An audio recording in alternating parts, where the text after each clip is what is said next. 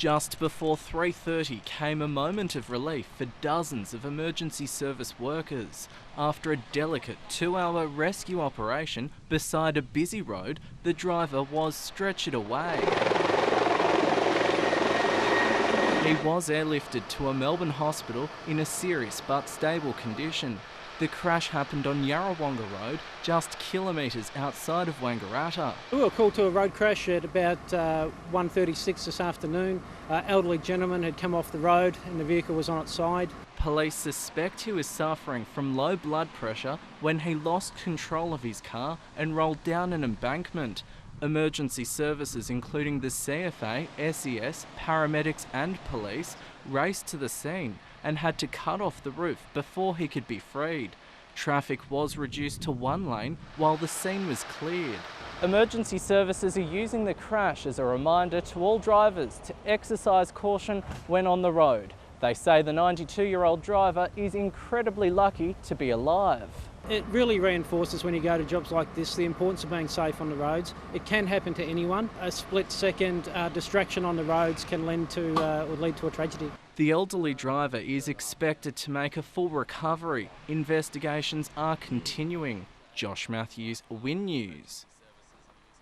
Jack Woodburn is a feared man among beef breeders across the country. At this year's Beef Week, he's in charge of choosing the best contenders for the $4,500 heifer challenge. Colour really doesn't come into it as far as I'm concerned. I was an Angus breeder for many years at Forbes, but you can't eat colour.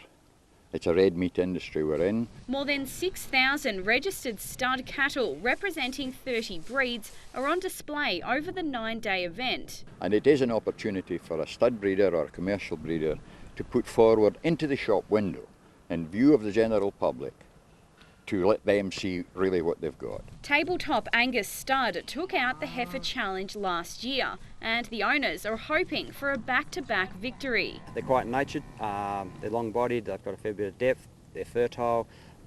They conceived like artificial insemination on the first go. The open house environment is also a chance for other breeders to see how their competitors do business. You can drive up the track, you can see the pastures, you can see the fences, you can see the whole management, you know, the dams, everything. Beef Week will travel across the border into Victoria next week, finishing in the Goulburn Valley on Wednesday. Eliza Rugg, Win News. Paul Wilson says his business hasn't bounced back since High Street reopened to traffic in April last year. I had massive effects on the business, and to be honest with you, I don't think we've still recovered. The business owner has taken aim at the council following the part closure of High Street during the Elgin Boulevard realignment. It's a challenge to get back to where we were prior to the road closures. We seem to believe, working off numbers from previous years, that we were down the gurgler 45k. And he's not alone.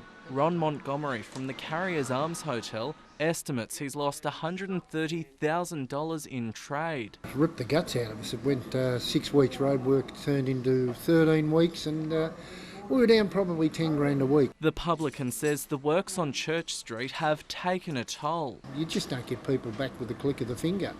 You've got to get them back slowly and surely. High Street traders have been warned to brace for more pain to the hip pocket. The council is planning roadworks between the Water Tower and Elgin Boulevard in the coming months. That will just send businesses broke. It's as simple as that. It's our living. We support our families with it. I don't think we will survive. It was tough enough last time. The council hit back in a statement this afternoon saying, "We understand works can cause disruption to business and residents. However, it's important we build a city heart that is shopper friendly and supports businesses."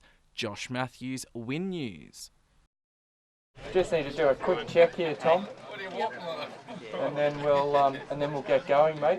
Brad Jones Racing may be preparing for its upcoming round at Sandown Racecourse, but today the team was treating those who had travelled from as far as Shepparton and Corryong to some hot laps in a V8 supercar. It'll give the people a insight into what happens in a V8 supercar, and anybody who goes for a ride in it comes out with a big beaming smile. The experience was a prize for a few lucky workers and clients at agri-food company Riverlea. The car was even decorated to look like a cow for their special day. While the winners were excited to put on their racing outfits, many were also a little worried during the lead up to their ride around the track. A bit nervous and excited at the same time. A bit frightening. Oh, I thought it was going to be all right until I saw him do a first couple of laps, and it's not going to be all right now. Everyone who was lucky enough to get into the passenger seat went around the track 3 times, reaching speeds of up to 140 miles an hour. And by the end of the experience, everyone came out with a story to tell. No, that was awesome. That was just unbelievable how fast they can go and get round those corners. Brianna Piazza, Win News.